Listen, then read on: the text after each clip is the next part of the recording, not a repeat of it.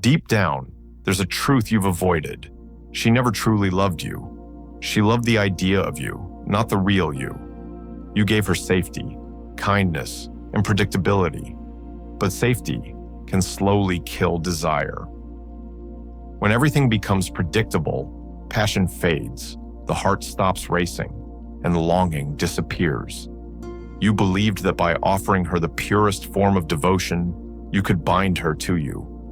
But devotion without danger is invisible.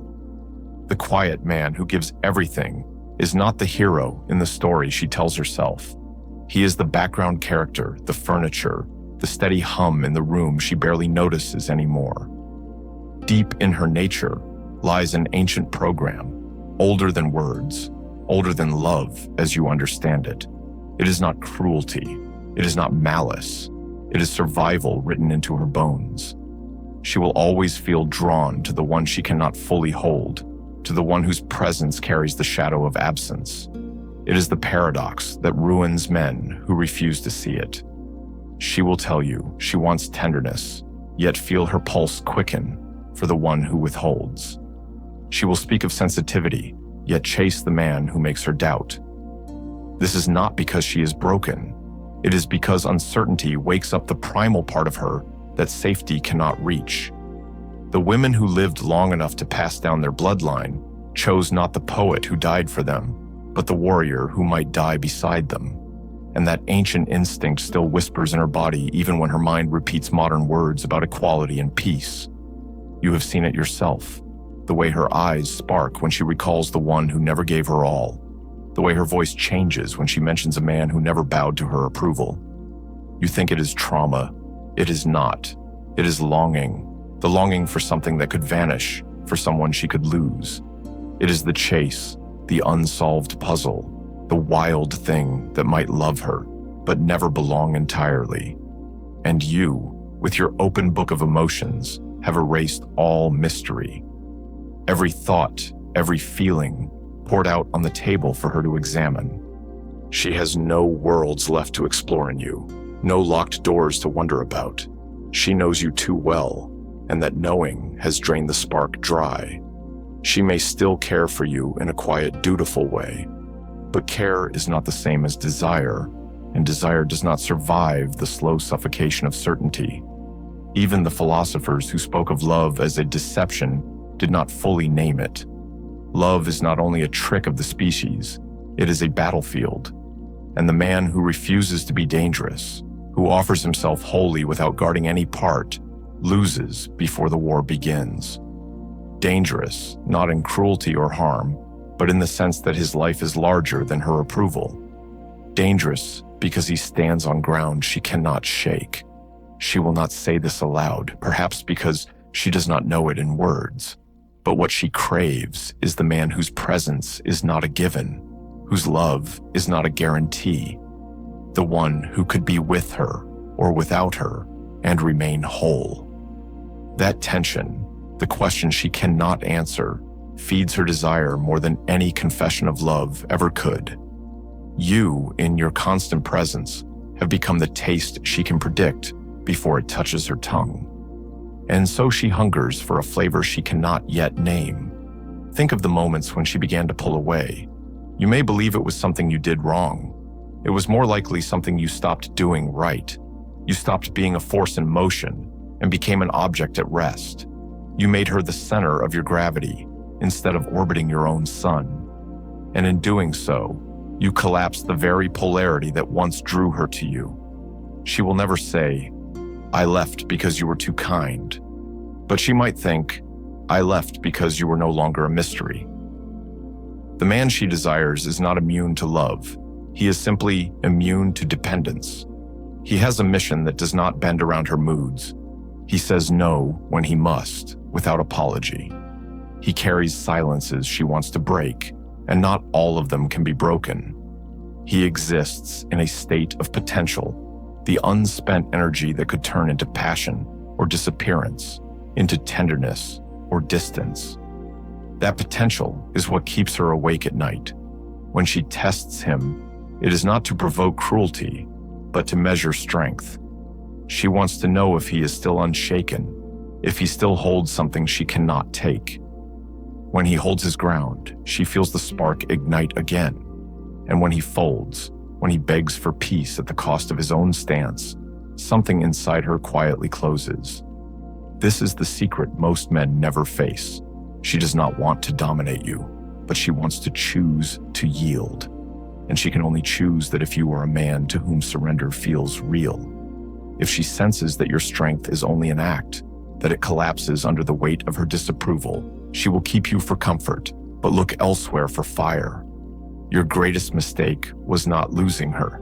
Your greatest mistake was losing yourself in her. You made her your world, and in doing so, revealed that your world was small enough to fit in her hands. The man she cannot stop desiring carries a world too vast for her to hold, and she will spend years trying to capture more of it, knowing she never fully will. She did not walk away because another man had claimed her. She walked away because the vision of another man, perhaps real, perhaps only imagined, was more intoxicating than the reality of you. And that truth should burn you awake, for it means she left not for what she touched, but for what she felt she could still chase. You became the place where the chase ended, and with it, the place where desire came to rest and die. What she wants, though she may never say it aloud, is not possession, but pursuit. She wants the man whose attention feels earned each time, not given away like air. This is not a game. It is a rhythm older than civilization. Attention is currency in the economy of desire, and scarcity will always make it more precious. If your affection is endless, without cost, without pause, then it becomes invisible, like the ground beneath her feet. She stops noticing it, not because she is ungrateful, but because the human heart is wired to crave what it cannot always have. Think of the rare things in your own life, the moments or objects you cherished most. They were never the things handed to you freely without effort. They were the ones you had to fight for, wait for, wonder if you would ever hold. Once in your grasp, they seemed brighter, sharper, almost sacred. But the moment they became easy, their magic dissolved. Desire thrives on the distance between wanting and having, and you erased that distance. You gave her everything at once, all the time, and she drowned in the excess.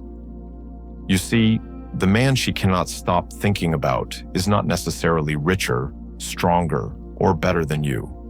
He simply understands, even if only by instinct, that a woman's desire feeds on tension, that every touch is sweeter when she has earned it, that every moment together is richer when it is not guaranteed.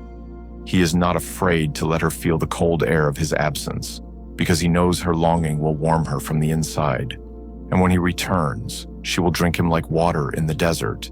This is not cruelty. This is balance. The predator in nature does not feed its prey. It lets it run, lets it fear, lets it hunger before the strike. In love, the roles are less violent, but the principle remains. Too much comfort, too much certainty, and the hunt dies. And when the hunt dies, so does the thrill. You may call it manipulation, but it is nothing more than alignment with reality. For whether you accept it or not, she is already responding to these forces, either with you or without you. The difference is that until now, you have been blind to them, a player on the board who doesn't even know there is a game.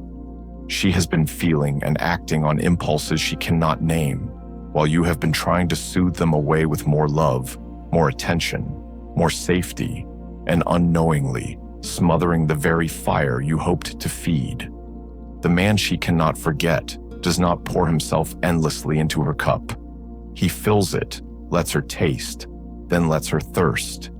He lets her chase the moments of fullness, because in that chase, she becomes alive.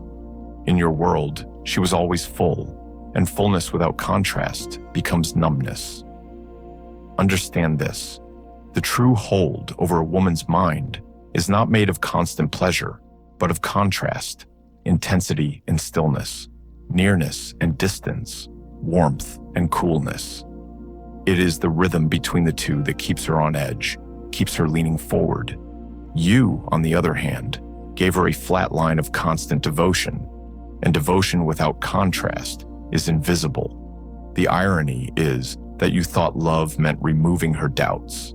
You thought it meant making her certain of you, every moment of every day. But certainty is the great sedative of passion. She must know you love her, but she must also feel, somewhere deep in her body, that she could lose you, that you choose her because you want to, not because you have no choice.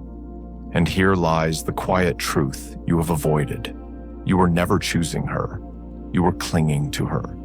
You made her the source of your worth, the judge of your existence.